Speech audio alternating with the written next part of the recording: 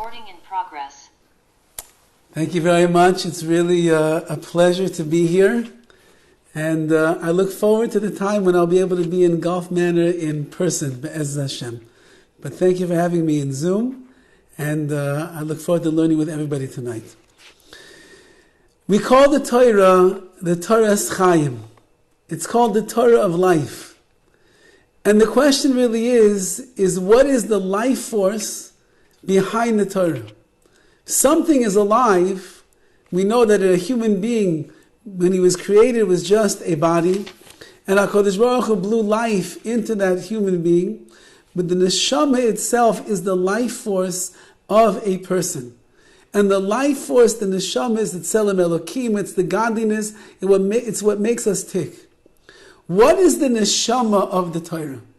What is the life force? What is it that is behind the Torah, that is giving it life, that is allowing us to connect to it, that is refocusing our lives and helping us to become the greatest Ovdei Hashem, the greatest servants of HaKadosh Baruch Hu that we can be? So it's a Gemara in Shabbos, and the Gemara says over the following idea. It's a famous Gemara, many of you probably have heard it before. There was once a ger, a prospective convert, who came to the Beis Midrash of Shammai. And he came into the private chambers of Shammai and he said, Rabbi, Lamdeini kol haTorah kuloi beregel achas.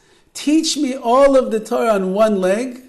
She'ez almanah she'ez gayer, on condition that I should convert and become a Jew.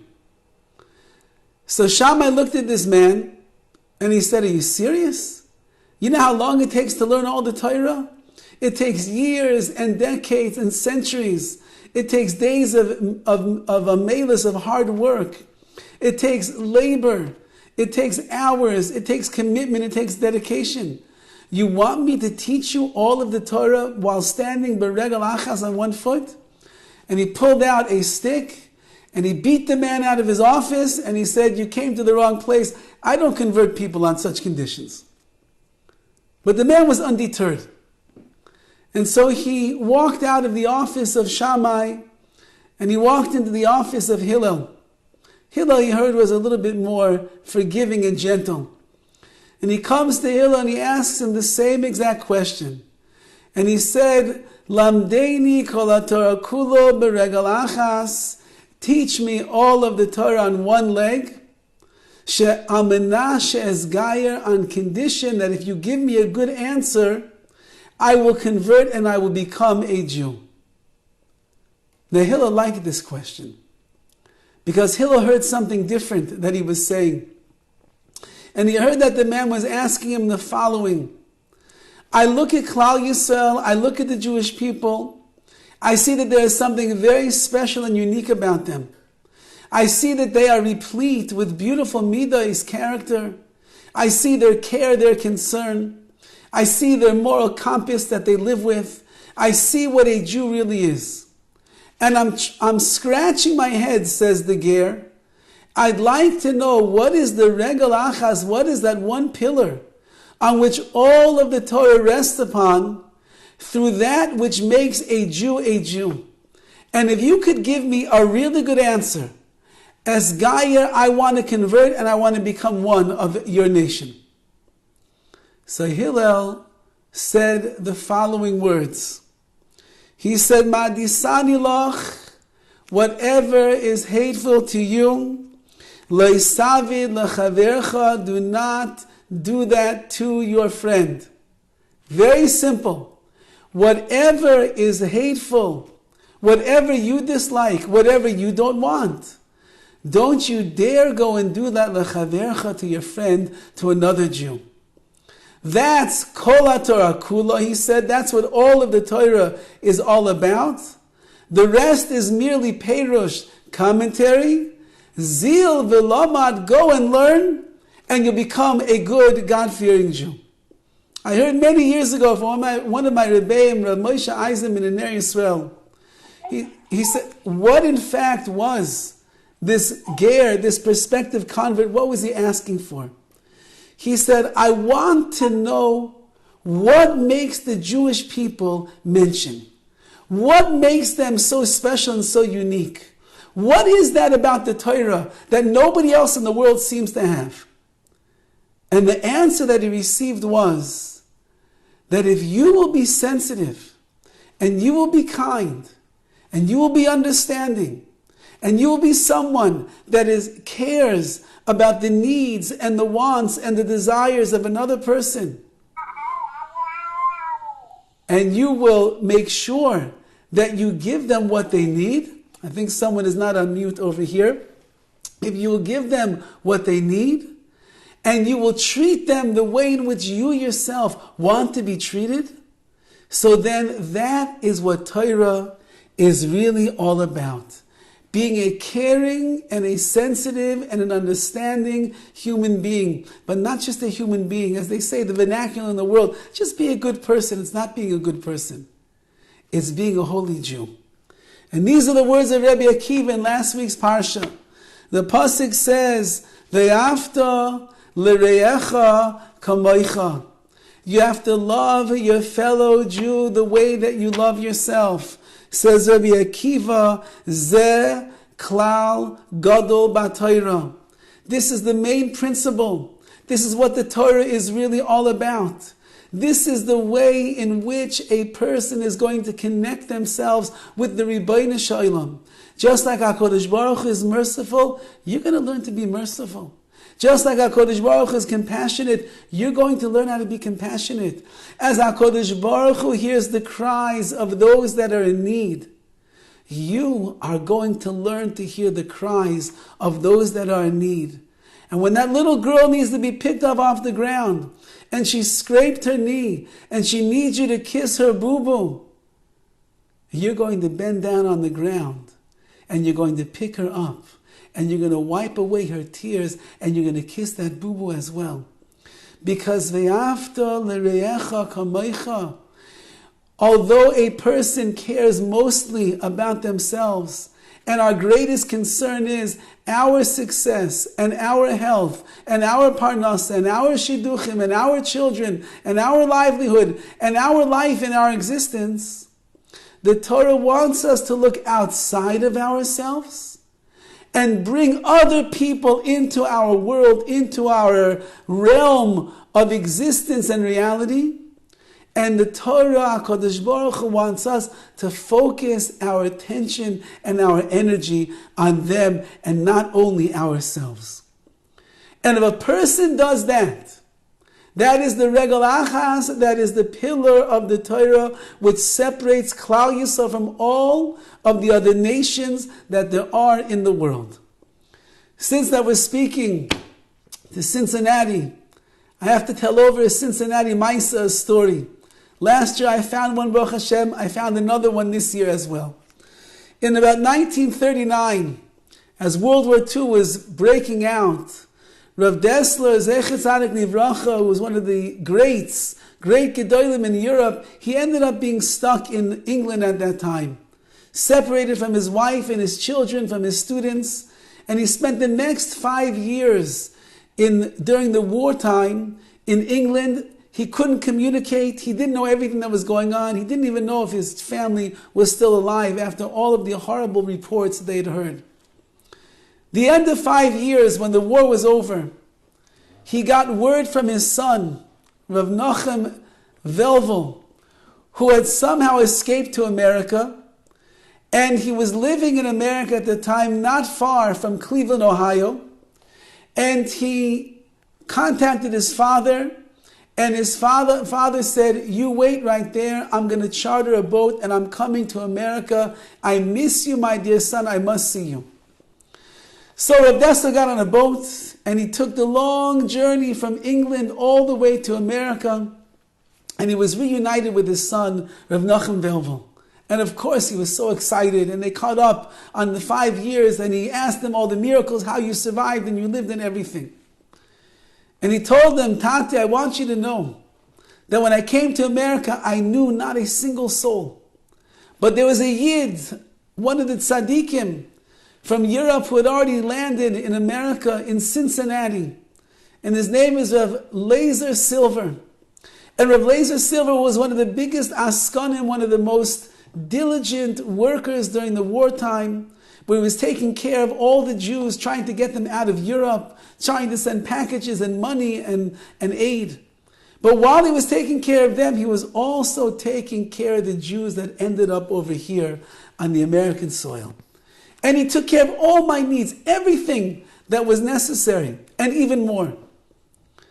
So Rav Dessler said to his son, "In Cain, if that's the case, then we are obligated to go to pay Rav Lazer Silver a visit to thank him for all of the chesed that he did for you, my dear son." So he said, "How would you like to go there? He's quite a bit away. He's in Cincinnati. We're far over here." So he said, "Let's get a car. Let's get a driver. And we're going to go to Cincinnati, and we're going to go and pay him a visit, and we're going to thank him with Makor HaChaim for all that he's done for you, my son." So his Rav Nachum Velvel tried to explain to him, "Tanti, the cars are not so good. The journey is going to be about 8 hours there, 8 hours back. It's hot. It's the summertime. This is prehistoric times. No air conditioning in the car. The cars were rickety. Every car was yeshivish back then. It wasn't going to be such an easy journey." He said, "It doesn't." He said, "You could call him on the phone. Save yourself. Tanti, your time is so precious." And he told them, "No, we're not going to do it on the phone. We're only going to do everything right now. We're going to drive all the way there and thank him in person." So they got a car, and they ended up driving, and they made the trek all the way, 8 hours in the heat, in the sun beating down, and the car was not smooth on the road. And they came to the house of Lazer Silver, and he didn't even know that they were coming. And when he sees the chashav, the guest of Dessler, standing at the door, he knew who he was. He was overwhelmed to see such a gadol b'Torah, such a giant. And he welcomed them in immediately, of course. And they came in, and Rav Lazer Silver immediately thought the following: Rav Dessler just traveled 8 hours by car to come and see me. It must be that he has a big favor to ask of me. So I'm going to ask him, what does he want? So they sat down, and he gets him a drink, and he gets him some refreshments, and a little nourishment and some food. And he says, "Tell me, Rav Dessler," he says, "what can I help you with?" And Rav Dessler said, "I don't need any help." He said, "But you drove so far." He says, No. I drove so far because I came to express my Makor HaChaim, my gratitude to you for everything you did for my son all of the years when he was on his own, when we were far away from him." So Lazer Silver still thought to himself, he's probably too embarrassed to ask me for a favor right away. So let me loosen him up a little bit and make him feel calm. So he said, "Rebbe, Rav Dessler," he said, "maybe you have a vort, maybe you have something of the Torah on the Parsha this week. I haven't heard any of your Torah in years. Let me hear something." So Rav Dessler said, "Yes, with pleasure." And for the next 25, 30 minutes, he gave a beautiful drasha on the Torah, deep and mystical, philosophical, Musa-oriented, beautiful idea. So Rav Lazer said, now he's probably comfortable. So he said, "Rav Dessler, tell me, you came all the way here. Please, I've worked very hard to make connections with the government, with the city, with the foreign affairs. Whatever you need, it will be my honor. Please tell me, what can I do for you?" And Rav Dessler looks at him again and he says, "You don't understand.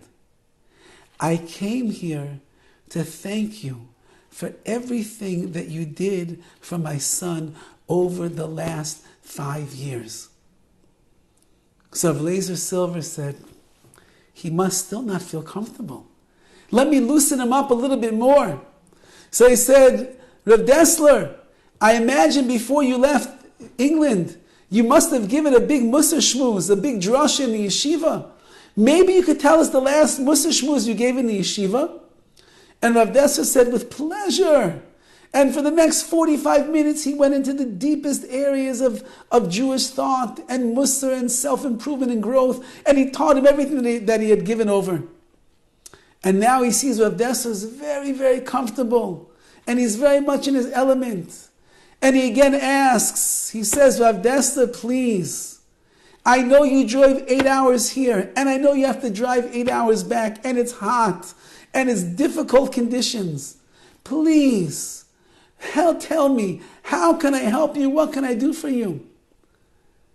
And now Rav Dessler looks at Rav Lazer Silver and he says, what's so difficult to understand? A Yid does a favor for another Yid. You took care of my son for all of these years. I'm obligated to come and express my Makor HaChaim, my gratitude to you in the right way. I don't need anything. I don't want anything. I simply want to tell you thank you for everything that you did for my son. When Rav Lazer Silver realized that Rav Dessler was telling him the truth, he plotzed in his chair and he began crying. And he said, a Yid Jew like this, whose midah, whose trait of Makor HaChaim, of gratitude is so great and it's so pure, is only because a man is so Dovid, is so close to the Torah and so close to HaKadosh Baruch Hu. And that is what we are saying over here. What is our connection to Torah? Our connection, especially to a shir of women, it's not the learning. You're not going to wake up at 6 o'clock in the morning and go to the Beis HaMidrash and start learning Daf Yomi like some of your husbands or your friends do. You're not going to go to a yeshiva and sit and learn for 12 hours a day. And you're not going to go to the Rosh Yeshiva shir and try to understand every kinech, every little nuance that he has in the Rashi and the Taisus and the Rishonim. It's not your avodah, it's not your job. What is the job, though, of every single Jew, which is universal? Ve'ahavta l'reyecha kamoicha zeh klal gadol b'Torah.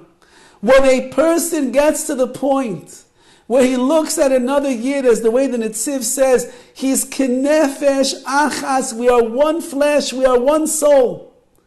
And whatever I would do for myself, I will gladly do for him. Whatever I would need for myself, I would provide this person with. However, I would want to be treated. That's the way that I'm going to treat him. This is the essence of what Torah is all about, and this is what the Torah is supposed to make us into. When a person lives a life of Torah like that, they have now come in contact with the Neshama of the Torah. The soul, the essence, the pillar of what Torah really is all about. We said over on Pesach in the Haggadah, the famous tefillah, or the famous part of the Haggadah of Dayenu. And Dayenu is where if Hashem would only have done this and not done that, Dayenu, that would have been enough.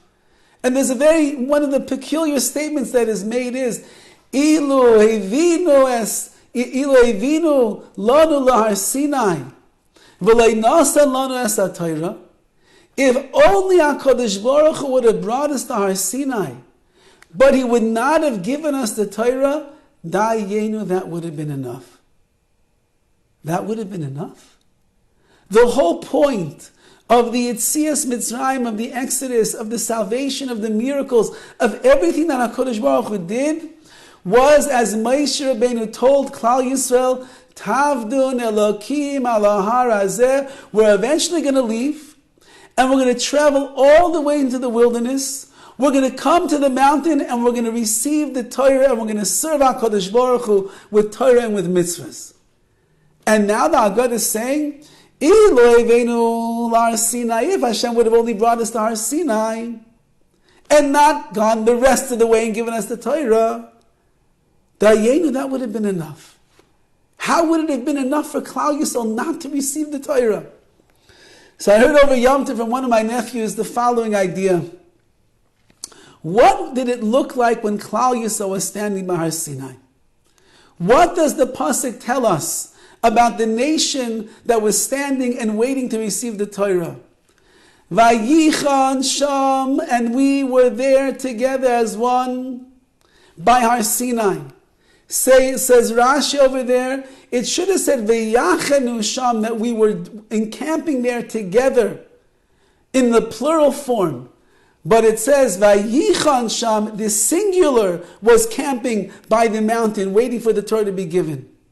Says Rashi, what does it mean that we were camping together as one? Ki ish echad ubelev echad.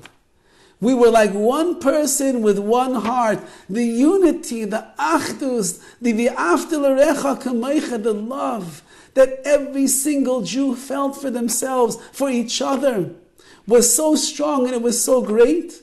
Says the Haggadah, just to reach that moment, just to reach that place, just that all of Klal Yisrael should live what the Torah is supposed to be all about, it would have been kedai, would have been worthwhile to bring us there and even not given us the Torah afterwards. If you look in the Aseres Adibros in the 10 Commandments, so although it looks like there's 10 Commandments, Rashi and the Rishonim all teach us that the 10 Commandments really included inside of them is all Taryag, is all 613 mitzvahs. Each one of the 10 is like a main category, a main heading, and within each one of those 10 mitzvahs are really tens and dozens of more. And by the time that you add them all up, you will achieve Taryag 613 mitzvahs. So the Shloah HaKadosh says, I'll bring you a remez, I'll bring you a hint to this idea that all of the mitzvahs are included in the Aseres Adibros and the 10 Commandments. What's the hint?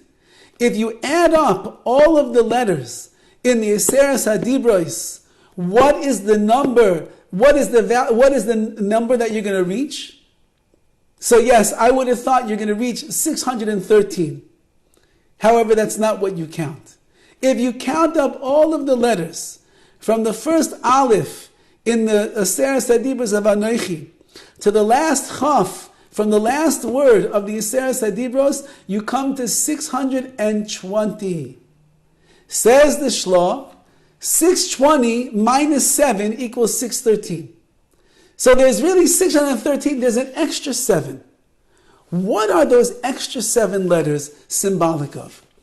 So he says, if you look at the last 7 letters of the Aseres Hadibros, it spells out 2 words. The final mitzvah in the 10 Commandments is Leisachma. You're not allowed to covet another person's things. Leisachma reishes oyacha. You cannot covet another person's wife. Va'avdo and his servant, va'amasa and his maidservant, v'shoro and his ox, and his Lexus, and his Mercedes, and his brand new house. You can't covet any of those things. V'choil, and then says the last 2 words, asher lere'echa. Says the Shloah HaKadosh, what does the word lere'echa remind us of? It reminds us of the mitzvah ve'afta lere'echa kamoicha. That means that Kol Torah Kula, all of the Aseres Hadibros, which included in there is all of the 613 mitzvahs. It all stands on that one regel achas, on that one pillar. And that's the pillar of Ve'afta L'Reyecha Kamoicha. As he points out, if you were HaKadosh Baruch Hu, and you were writing the Torah, and we know that every single mitzvah that we have is supposed to be a connection between us and the Bari Olam, the creator of the world. Every mitzvah is to refine us and to purify us and to sanctify us and bring us closer to Hashem. So if you were Hashem and you were writing the Torah, and you knew that there's 2 types of mitzvahs, there's been Adam Lamakayim, between man and Hashem, and been Adam Lachaver, between man and his fellow man, which are the mitzvahs that you would make more of in order to bolster the connection that a Jew is going to have to HaKadosh Baruch Hu? So the obvious answer is, I would make more mitzvahs ben Adam l'makayim, between me and Hashem, because those mitzvahs themselves are the ones that are going to help me develop my Neshama, bring out my potential, bring me closer to HaKadosh Baruch Hu. However, says the Shloah HaKadosh, if you look at all the mitzvahs in the Torah, you will find, surprisingly, that there are more mitzvahs ben Adam lechavero, between man and his fellow man, than there is between man and HaKadosh Baruch Hu. Why? Because the Torah was given to Klal Yisrael to teach us how to be a mensch down here in this world. how to relate to our fellow man and fellow woman, how to relate to our spouses, to our children, to the neighbors, to the person in shul that is bothering me, to the cashier that doesn't know the price of a Fuji apple and she has to ask every time that I come to the store, the lady in the cash register next to her, what's the price on this? The Torah teaches a person how to be a mensch. And the sulam, the ladder between this world and the world of dveikis, of being close to HaKadosh Baruch Hu, that ladder is the mitzvahs ben adam lechavero, between us and our fellow man. That is what HaKadosh Baruch Hu wants us to accomplish and to achieve. There is a very beautiful ma'aseh that I saw recently with Rav Aaron Leib Steinman, Zecher Tzadik Livracha, one of the great Gedolei Yisrael of our generation. It was very customary that when Rebbeim, who were teaching younger children, would finish learning something significant with their class and with their students, they would arrange to go to the house of Rav Aaron Leib Steinman in Bnei Brak, and he would accept them all with a smile on his face, and then he would give a test to each and every one of the students. He would ask everybody a question, and he would always ask questions that were easy so that everybody would get the right answer, so nobody should get embarrassed.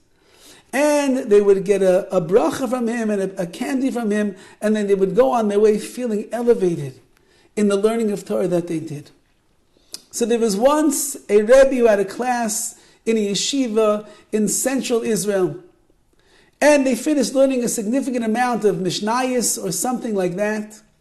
And he called the Gabayim of Rav Aaron Leib, and they arranged for a day that the class is going to come and get tested by the great sage of Klal Yisrael. So the day comes, and all the children board the bus, and they are excited, everyone dressed in their Shabbos finery. And they get outside of the house of Rav Aaron Leib Steinman, and the Rebbe says to them, Rabbi, it says in the Mishnah, Moshe kibul Torah Sinai. Moshe received the Torah from our Sinai. Umasru Yoshua, and he gave it to Yoshua. And Yoshua gave it to the Zakanim, to the elders, and the Zakanim to the Nevi'im, to the prophets. And the prophets gave it down to the Anshe Knesset HaKadolah, to the men of the Great Assembly. That Mishnah is telling us that Torah works as a Masorah, as a transmission. And every great sage in every generation is a part, is a link in the chain of that transmission, which brings us back to Har Sinai. And he said to the children, Rabbi, he says, we're going to see right now Rav Aaron Leib, the Gadol Ador, and we are going to be in his house, and we will be standing at the foot of Har Sinai. Let us appreciate what we're about to do. And the kids were so excited. And they come running up the stairs. Anyone who's ever seen his house, you were ever there before? I had the schus to be there several times. Tiny little place, but infused with well springs of Kedusha. And so all the boys line up. And Rav Aaron Leib asks, what are you learning? And the Rebbe tells them what they're learning. And then he begins to ask every single boy in that room a question. And each and every one, Baruch Hashem, answered flawlessly. And Rav Aaron Leib was very impressed. He gave the Rebbe praises. He gave the boys praises. At the end, everybody walked past, shook his hand. They got a bracha, a candy, and they went on their way. As they're leaving, and the boys are heading back into the bus, suddenly the Rebbe feels a tap on his shoulder. And he turns around, and it's one of the Gabayim of Rav Aaron Leib.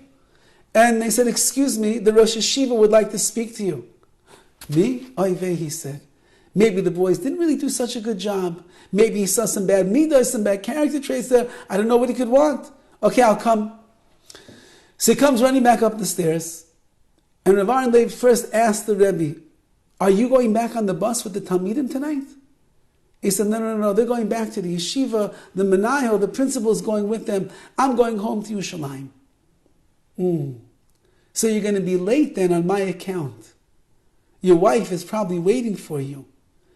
He said, please call your wife and let her know that you've been delayed by me, and that's why you're coming home late. He said, no, Rosh Hashiva, you don't understand.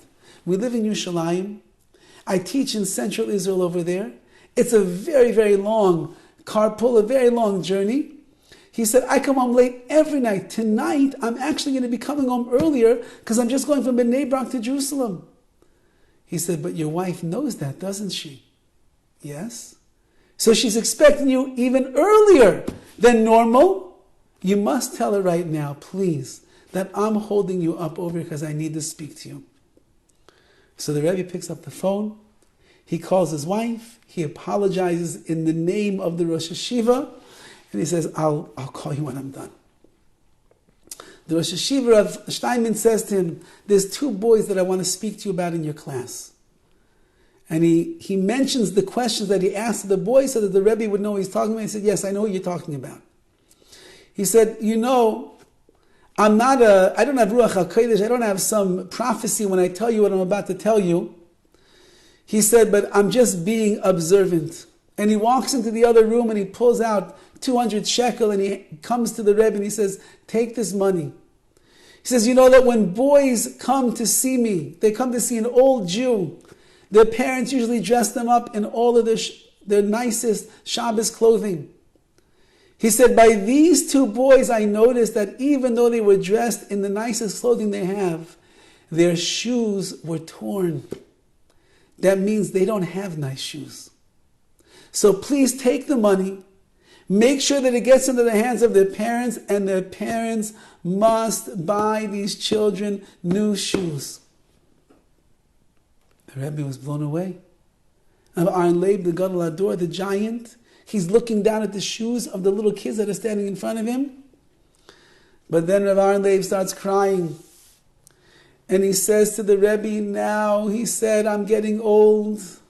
My time in this world, I don't know how much longer I have. And in all honesty, I don't know how many mitzvahs I have. I don't think I have that much to show for myself to HaKadosh Baruch Hu.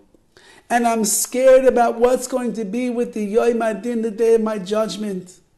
So I need a favor from you. You need to help me so that I could be Zayche B'din. I could get a good judgment from Hashem. He said, and I'm going to pay you for it because it's going to take your time. One of the boys that came here today stutters.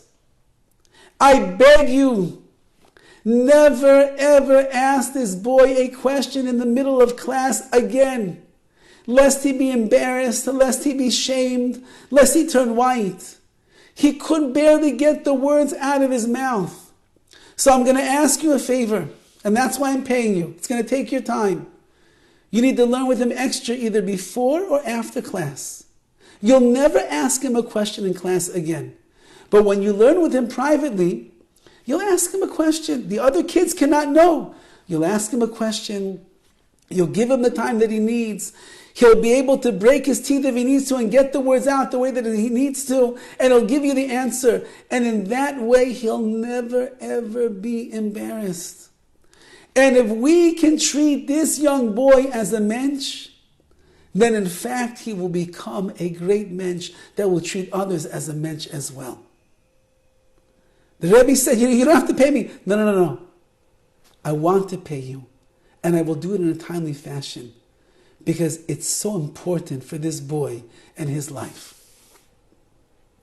You have a man with a Gadol Hador. He's holding in all of the Torah on his fingertips. He has his house as an open public thoroughfare for hours every day with hundreds and thousands of people coming to see him. But his sensitivity in the world of Bein Adam Lechavero, between a man and his fellow Jew, was so great, was so beautiful, was so pristine, that he cared about the boys whose shoes were torn, and he cared about the boy with the stutter to make sure that he would never be embarrassed again. And this is what the Torah Chaim, this is what the living Torah is really all about. As a Yisrael bli Torah, a Yisrael without Torah is like a goof, is like a body without the Neshama. So it means I'm not alive. If I don't have Torah coursing through my veins, I'm simply not alive. So too that the Torah without its Neshama, and its Neshama is v'yafta l'reyecha kamecha, is to love another Jew the way that you love yourself. to care for them, to watch over them, to be there for them, to bend down and pick them up. I remember when I became a Rav, once met an old Persian fellow in a shul. I'd known him for many, many years. And he looked at me and he says, waving and wagging his finger, "Do you know what your job is? Your job is to hear the cries of those who cry. Your job is to lift those who have fallen. Your job is to feed the hungry and do chesed with those that need it. That is your job. Never forget it." But it's not just the job of a Rav. It is the job of every single Jew. Because Rabbi Akiva and Hillel HaZaken said the same exact thing. That if you want to know what is the Neshama of the Torah, if you want to know what the Torah is supposed to make us into, if you want to know why there's so many mitzvahs in the Torah between us and our fellow Jew, and not between us and HaKadosh Baruch Hu, it's because that itself is the tachlis, is the purpose of everything, of why we came to this world. Like the Vilna Gaon writes, what is the tachlis HaChaim? What is the purpose of life? Now the Vilna Gaon is known. He was awake 22 hours a day. He slept only 2 hours, 4 half-an-hour intervals. The rest of the day, 18 or 19 hours a day, he was learning, immersed in Torah. He also davened, and he ate a little bit every day, and whatever other bodily needs he had, he took care of. But 90% of his day was spent, if not more, learning HaKadosh Baruch Hu's Torah. The deepest secrets, the most mystical worlds that anybody could imagine. So if the Vilna Gaon is going to tell us, what is the tachlis, what is the purpose of this world? So then I would have to imagine that he's going to tell us the purpose of life is to learn and learn and then learn some more and become the biggest Talmid Chacham that you could be. But he doesn't say that. The Vilna Gaon says the reason that each and every one of us came down to this world is l'sakein es midoisav, is to fix and to correct our character traits, to make sure that they are as pristine and as beautiful and as holy as they possibly could be. V'im lav, and if a person is not busy doing that all day long, lama lo chaim, why is that person even alive? The purpose of our lives is to become better people. The area in which everybody could relate to becoming better, that everybody could work on, that everybody could find something that needs tikkunim, that needs to be fixed up. Everybody could agree it's in the world of midas, of character. And the more refined and noble and glorious my midas, my character traits are, the greater I am going to do in my bein adam lachaveru, between me and my fellow man. There are many people that will annoy us, but you're still obligated to be nice to them. There are many people that will disappoint us, but you're still obligated to love them. There are many people that will drive us crazy, but you're still obligated to talk softly and gently and kindly to them.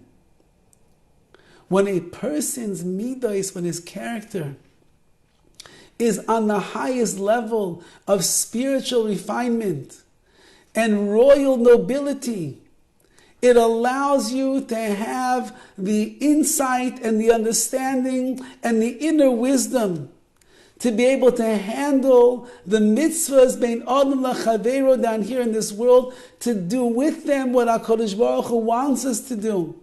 To reach a level where v'afta l'recha kamocha is your essence, it is your being, it's who you are. You're not a person who's just a nice guy or a nice girl. We're not just nice people, but rather we are holy people. We are a nation, we treasure our greatness that is on the inside. And we treasure the abilities that we have to liken and emulate our ways to Hashem. How do we do that? In our midas, in our character. When the character traits are flawless, or even if they are flawed but we are working on them, then you will be able to give over to everyone that you meet to the best of your abilities, that what is hateful to you, you would never do to somebody else. Because you're not an angry person, you're not a vengeful person, you're not a spiteful person, you're not a jealous person, you're not a haughty person. All of those bad midos make you do terrible things when you're treating another human being. On the other hand, when you are a caring, a loving, a compassionate, a giving, a humble, a generous spirited person, a calm, an understanding, when you're that kind of a person, so then you could fulfill the mitzvahs of loving your fellow Jew in the greatest, most elevated way possible. And if you do that, you will have connected to the Torah of Chaim, to the living Torah, to a life of Torah, to the Neshama of Torah. And when somebody will see you, they will say, oh, that's what the convert was talking about. What makes us so special? The way that she's acting. That's what makes us so special. The way she talks, the way she treats her spouse, her children, her friends. The way she does her kibbut avim. The way that she's always there for the neighborhood. She'll do whatever they need. She is the kind of a person that a Jew is supposed to be. Not that you're a Talmid Chacham. Not that you're wearing 3 layers of dark stockings, even in the summertime. Not that the button on the top button on your shirt goes up to your nose so nobody can even see your chin. Not talking about that. That's not the Torah that Rabbi Akiva was discussing and describing. The Torah of Rabbi Akiva and Hillel is a Torah that says, if I will refine myself to the greatest abilities that I have, I'm living Torah. Because that's what HaKadosh Baruch Hu wants. And then anybody who sees me knows that, in fact, is what the Torah is all about. I want to leave you all with a ma'aseh, with a story. I just heard it the other day with the shocking news that Rav Zachary Wallace passed away. So all of the outlets that have shiurim on them and these websites and the like, they're all playing his shiurim and the stories that he told day and night that we should get chizuk. And he told over a fascinating story of chesed. Fascinating. There was once a man by the name of Mr. Lefkowitz. And he was a gvir, he was a wealthy individual, savvy in business, family man, well liked and loved by his community. He was artistic, he was an artist, he had a beautiful flair and an eye for nature and the like. One day when he wasn't feeling so well, he was aching in his legs and his feet. He went to the doctor. To make a long story short, eventually his feet had the machla and he had to have both of his feet amputated. Now it was very hard for him to exist in the house, large house and everything. Eventually the family decided we're going to put him into an old age home where he's going to be cared for and he'll have all of his needs met. And he was okay with that. He was a very upbeat, happy type of a person, and it didn't bring him down to be there. He was a rich man, so he made an agreement with the management the following. I know that in every room there's 2 beds and there's 2 people, but I want a room to myself. I'll pay you the price of 2 beds, but just put 1 bed in there, just leave me. I need space, I have an easel, I want to draw. I just want my own room. And they said, Mr. Lefkowitz, if you pay for it, no problem, you can have it. And everything is going on fine. One day the manager comes to his room and he says, listen, Mr. Lefkowitz, I need to ask you a big favor. He said, there's a fellow by the name of Mr. Friedman. He needs to come to our old age home. However, we don't have any beds available right now. In 30 days, one of the men is moving, he's leaving, he's going to Miami. And I'll be able to put him into that room. But for the next 30 days, I have no place to put him. Can you do me a favor? I know you like to be by yourself. Could we please bring another bed into here? And you'll have a roommate for 30 days. After 30 days, he's gone. So Mr. Lefkowitz says, okay, fine. But you gotta promise me after 30 days, he's out of here, he goes to his own room. I want my room to myself. No problem, Mr. Lefkowitz. Thank you so much for understanding. So they bring in another bed, and later that day comes in Mr. Friedman.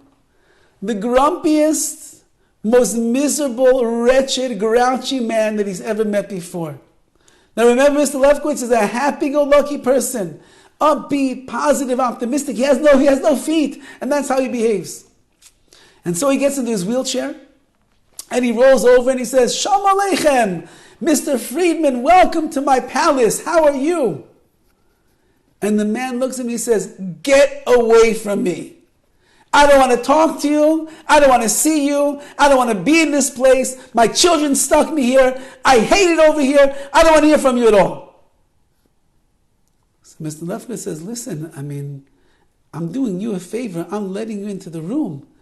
He said, I try to keep things happy and upbeat. Please do your best to try to comply for the next 30 days.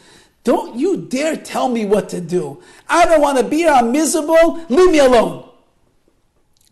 Mr. Lefkowitz gets very upset. He picks up the phone and he calls the manager. And he said, listen, you didn't tell me what kind of a person this was.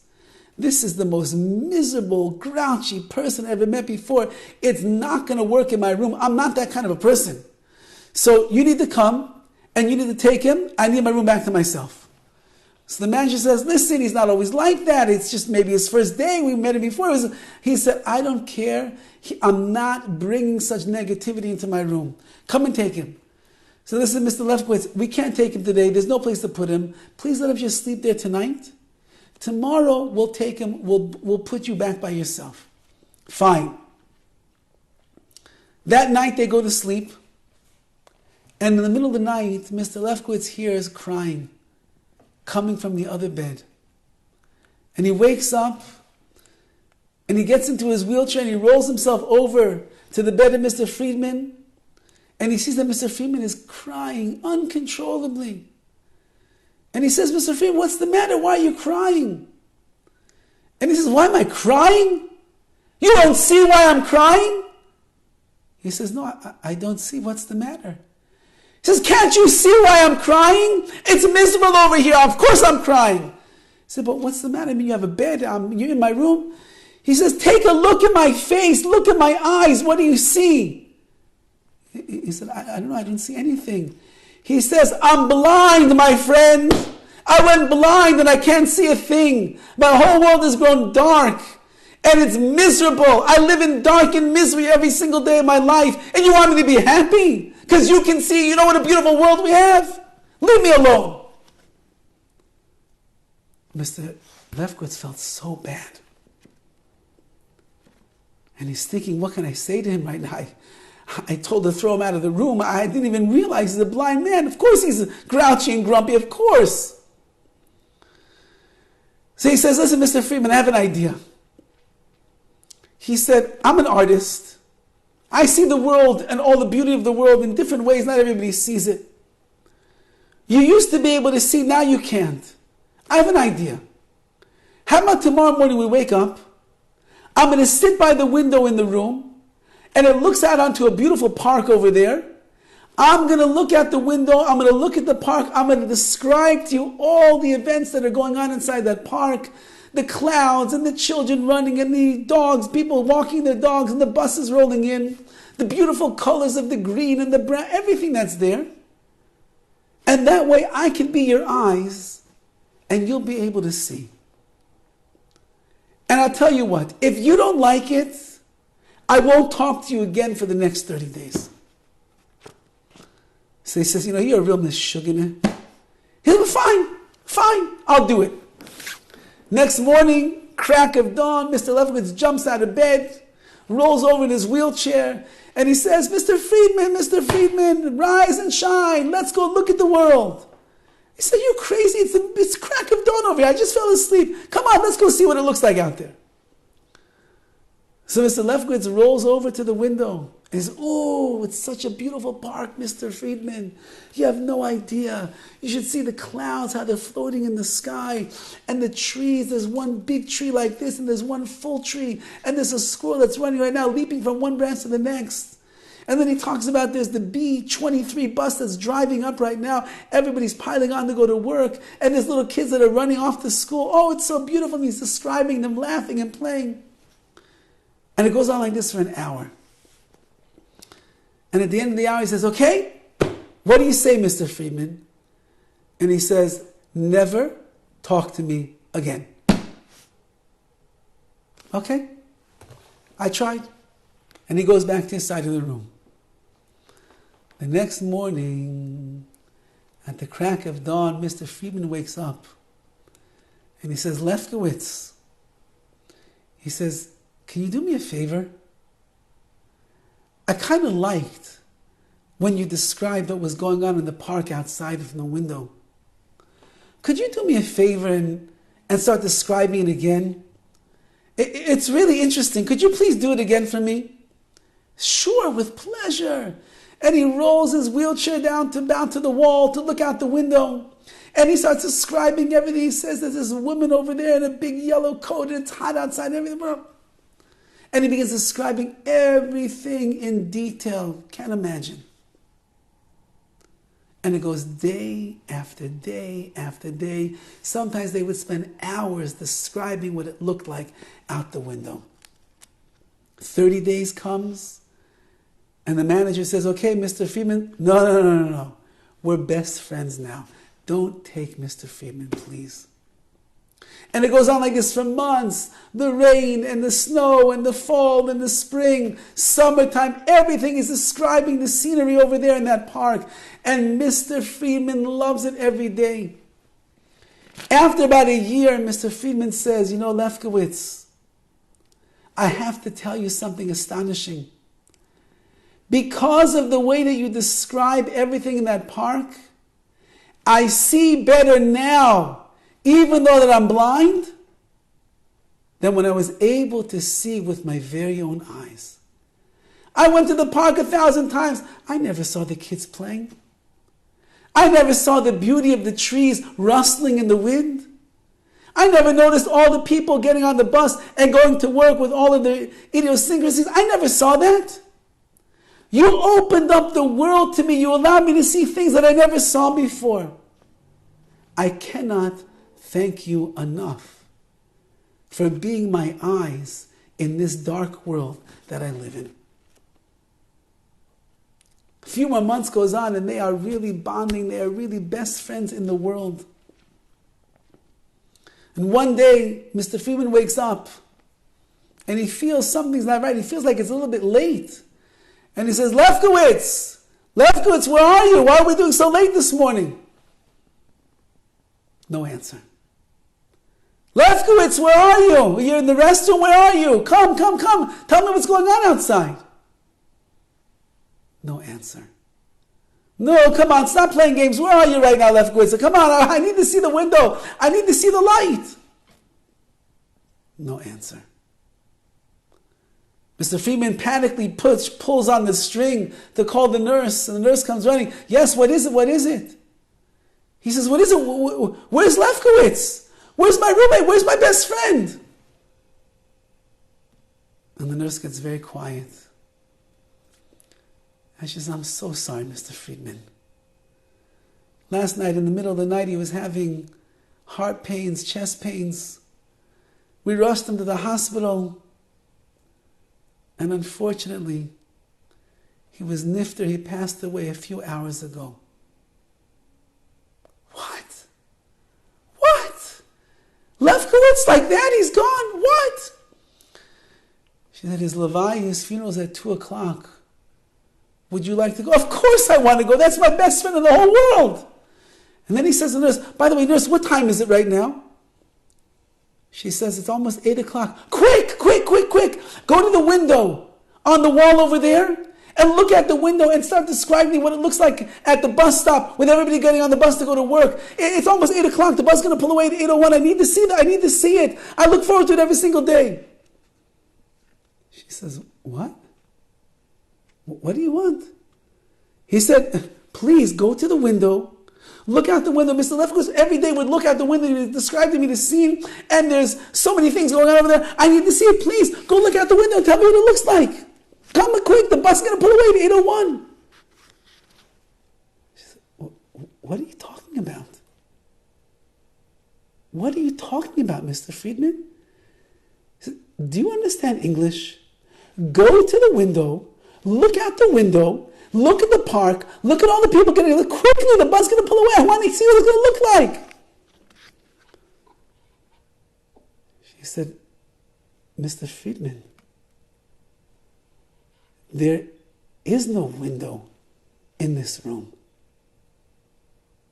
What? What are you talking about? For the last year and a half, Lefkowitz looks out the window every single day, tells me everything going, all times of the day he tells me what it's like over there. Mr. Friedman, there's no window in this room.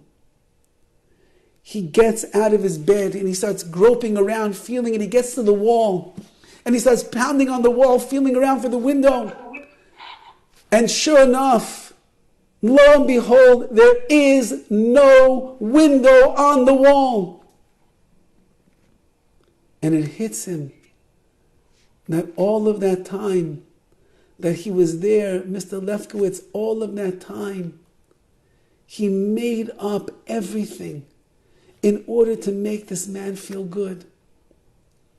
At the Levaya, at the funeral, he stood up in front of the family and he said, there are tzaddikim in this world that will look out a window for a year and a half and they will describe everything that is going on, everything that they are seeing, in order to give eyes to a man that is blind, that is living in darkness. But then there are malachim, there are angels, who would look at a wall and pretend that they're looking through the wall, through a window, and make up for a year and a half everything that they saw to make a blind old man like myself feel like he has a connection to life. Your father and your grandfather was a malach. He was an angel. And I can never thank him enough for everything that he did for me.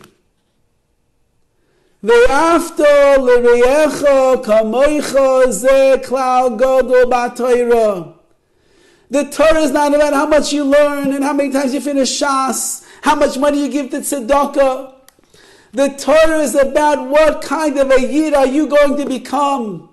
How are you going to take care of the hungry? How are you going to support the weak? How will you lift up the spirits of those that are broken?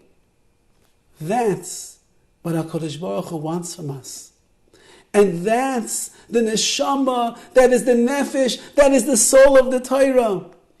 And when a person gets to that madrega, to that level, where they look at another Jew and they see the torn shoes, they hear the stutter in his voice, they see the anxiety or the nervousness in their eyes, they see the body language of a person that is broken, and they hear the call of those that need help, then you have just become a person who is truly living a life of what the Torah was meant to be for Klal Yisrael. As we get closer and closer to the glorious day of Shavuos, when Klal Yisrael will stand by Har Sinai, Ki'ish echad u'belev echad, like one person with one heart, united together with the same cause. A cause that says, I want to be a piece of the Torah that is living. You know, at the end of Shemona Esrei every day, 2 times a day, 3 times a day, we say, V'sein chelkeinu b'seiresecha. Hashem, please give me a portion in your Torah. What is our portion? Our portion is when we live the Torah the way that HaKadosh Baruch Hu wants us to. And in that zechus of the after, l'reyecha, kamoicha, umadesani lach, whatever is hateful to you, don't you dare do to your friend. May we be zeicha for the emesa kabbalas HaTorah, the real acceptance of Torah into our lives. But when somebody will see us walking down the street, see how we talk to our spouse, to our children, to the neighbor next door, see how we deal with a strenuous circumstance and situation, they will say, oh, That's exactly why HaKadosh Baruch Hu gave the Torah to Klal Yisrael, to become a person just like that. May we be zeicher to only good things, to continue to grow for ourselves and our families in Torah, in Midas, in Derech Eretz, in closeness to the Ribbono Shel Olam. And in that schus, we should all accept the Torah with simcha, with happiness, with joy, with yira, with awe, and with ava, with love. And we should be a nachas in everything that we do in the eyes of Hashem.